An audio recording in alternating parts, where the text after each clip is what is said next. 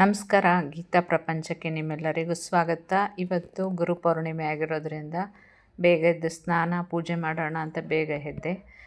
ಪೂಜೆ ಎಲ್ಲ ಮುಗಿಸಿ ಧೂಪ ದೀಪ ನೈವೇದ್ಯ ಎಲ್ಲ ಸಮರ್ಪಣೆ ಮಾಡಿ, ಇವತ್ತು ಪೌರ್ಣಿಮೆ ಆಗಿರೋದ್ರಿಂದ ಸಾಯಿಬಾಬಾ ಅಥವಾ ರಾಘವೇಂದ್ರ ಸ್ವಾಮಿಗೆ ಹೋಗೋಣ ಅಂದ್ಕೊಂಡ್ವಿ.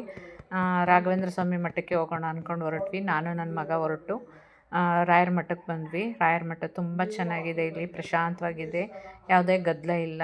ತುಂಬ ಪ್ರಶಾಂತವಾಗಿ ಸಮಾಧಾನವಾಗಿ ಕೂತ್ಕೊಂಡು ಬರ್ಬೋದು. ಬೇಗ ಬಂದಿರೋದ್ರಿಂದ ಇನ್ನೂ ಯಾವುದೇ ಅಲಂಕಾರ ಮಾಡಿರಲಿಲ್ಲ ರಾಯರಿಗೆ. ಮಾಮೂಲಿ ಹೂವು ಹಾಕಿ ಆಗ್ತಾನೆ ಪೂಜೆ ಶುರು ಮಾಡ್ತಾಯಿದ್ರು. ಪರವಾಗಿಲ್ಲ ಅಂತ. ಆಮೇಲೆ ರಶ್ಶು ಇರಲಿಲ್ಲ, ಯಾರೂ ಇನ್ನೂ ಬಂದಿರಲಿಲ್ಲ, ಆಗ್ತಾನೆ ಬರ್ತಾಯಿದ್ರು. ನಾವು ಯಾವುದೇ ಗದ್ದಲ ಇಲ್ದಂಗೆ 10-15 ನಿಮಿಷ ಅಲ್ಲೇ ಕೂತು ಪ್ರಶಾಂತವಾಗಿ ಸಮಾಧಾನವಾಗಿತ್ತು ಕೂತಿದ್ದು. ನೋಡಿ ಎಷ್ಟು ಪ್ರಶಾಂತವಾಗಿದೆ. ಸುತ್ತಮುತ್ತ ಬರೀ ಗಿಡ ಮರ ತೋಟ ಗದ್ದೆ ಹೊಲಗಳೇ ಇದೆ. ಎಲ್ಲ ನವಿಲು ಕೂಗೋದು ಎಲ್ಲ ಕೇಳಿಸುತ್ತೆ. ಅಷ್ಟು ಪ್ರಶಾಂತವಾಗಿದೆ. ಮಂತ್ರಾಲಯಕ್ಕೆ ಹೋದ ಫೀಲಿಂಗೇ ಆಗುತ್ತೆ. ಅದನ್ನೆಲ್ಲ ಮುಗಿಸ್ಕೊಂಡು ಮನೆಗೆ ಬಂದ್ವಿ. ಮನೆಗೆ ಬಂದು ಒಂದು ಲೋಟ ಬಿಸಿನೀರು ಮಾಡ್ಕೊಂಡು ಕುಡಿದ್ಬಿಟ್ಟು ಆಮೇಲೆ ಕಾಫಿ ಮಾಡ್ಕೊಂಡು ಕುಡಿಯೋಣ ಅಂತ ಕಾಫಿ ಮಾಡ್ತಾಯಿದ್ದೆ. ಯಾಕೆಂದರೆ ಬೆಳಗ್ಗೆ ಎದ್ದ ತಕ್ಷಣ ಯಾರಿಗೆ ಹೇಗೋ ಗೊತ್ತಿಲ್ಲ, ನನಗೆ ಮಾತ್ರ ಬೆಳಗ್ಗೆ ಎದ್ದ ತಕ್ಷಣ ಕಾಫಿ ಕುಡಿಲೇಬೇಕು. ಇಲ್ಲಾಂದರೆ ಏನೋ ಮರ್ತು ಬಿಟ್ಟಿದ್ದೀನಿ, ಏನೋ ಕಳ್ಕೊಬಿಟ್ಟಿದ್ದೀನಿ ಅನ್ನೋ ಫೀಲಿಂಗ್ ಬರುತ್ತೆ. ಕಾಫಿ ಎಲ್ಲ ಕುಡಿದು ಮುಗಿಸಿ ನನ್ನ ಮಗ ತಿಂಡಿ ಬೇಡ ಅಂತ ಹೇಳ್ದ. ಅವನಿಗೆ ಬನಾನ ಹಾಕಿ ಮಿಲ್ಕ್ ಶೇಕ್ ಮಾಡಿಕೊಟ್ಟೆ. ಅವ್ನು ಮಿಲ್ಕ್ ಶೇಕ್ ಕುಡ್ಕೊಂಡು ಡ್ಯೂಟಿಗೆ ಹೊರಟ. ಯಾವುದೇ ತಿಂಡಿ ಮಾಡಿರಲಿಲ್ಲ ನಾನು. ಮುಗಿಸ್ಕೊಂಡು ಅವನು ಕುಡ್ಕೊಂಡು ಹೊರಟ. ಅದು ಬಿಟ್ಟು ಇನ್ಯಾವುದೇ ಕೆಲಸ ಇರಲಿಲ್ಲ ಇವತ್ತು ನನಗೆ. ಅದರಿಂದ ನೆನ್ನೆ ಎಲ್ಲ ಮಾರ್ಕೆಟಲ್ಲಿ ಹೂವು ತಂದಿದ್ನಲ್ಲ, ಅದನ್ನಾದ್ರೂ ಕಟ್ಟೋಣ ಅಂತ ಕೂತ್ಕೊಂಡೆ. ನನಗೆ ಹೂವು ಕಟ್ಟೋಕೆ ಅಷ್ಟಾಗಿ ಬರಲ್ಲ.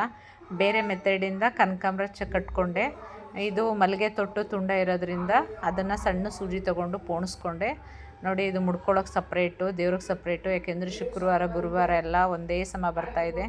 ಅದರಿಂದ ಹೂವು ದೇವ್ರಿಗೆ ಮುಡ್ಸೋಕ್ಕಾಗುತ್ತೆ ಅಂತ ಎಲ್ಲ ರೆಡಿ ಮಾಡಿಕೊಂಡೆ. ಈ ಬಿಡಿ ಹೂವು ತೊಗೊಂಡಿರೋದಕ್ಕೆ ಇಷ್ಟು ಸ್ಟೋನ್ ಬಂತು. ಅದೇ ನೀವು ಹೊರಗಡೆ ತೊಗೊಂಡ್ರೆ 200-300 ರೂಪಾಯಿ ಆಗುತ್ತೆ ಇಷ್ಟು ಹೂವಾಗೆ. ಇದನ್ನೆಲ್ಲ ಕಟ್ಟಿ ಮುಗಿಸ್ದೆ. ಈಗ ಇದಾಗಿತ್ತು ಇವತ್ತು ನನ್ನ ದಿನ. ಹೇಗೆ ಬಂತು ಅಂತ ಕಮೆಂಟ್ ಮಾಡಿ. ಹೂವು ಹೇಗೆ ಚೆನ್ನಾಗಿ ಬಂದಿದೆ ಅಂತ. ನೀವೆಲ್ಲ ಯಾವ ದೇವಸ್ಥಾನಕ್ಕೆ ಹೋಗಿದ್ರಿ ಕಮೆಂಟ್ ಮುಖಾಂತರ ತಿಳಿಸಿ. ನಿಮ್ಗೆ ಈ ವಿಡಿಯೋ ಸ್ವಲ್ಪನಾದರೂ ಯೂಸ್ಫುಲ್ ಆಯಿತು ಅಂದರೆ ಪ್ಲೀಸ್ ಲೈಕ್ ಮಾಡಿ, ಶೇರ್ ಮಾಡಿ, ಸಬ್ಸ್ಕ್ರೈಬ್ ಮಾಡಿ. ನಿಮ್ಮ ಅಭಿಪ್ರಾಯನ ಕಮೆಂಟ್ ಮುಖಾಂತರ ತಿಳಿಸಿ.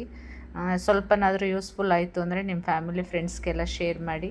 Thank you for watching video. ಹೇಗೆ ಬಂತು ಹೂವು ಅಂತ ಕಮೆಂಟ್ ಮುಖಾಂತರ ತಿಳಿಸಿ. Thank you. ಹೋಗಿ ಬರಲಾ ಮತ್ತೊಂದು ವಿಡಿಯೋ ಜೊತೆಗೆ.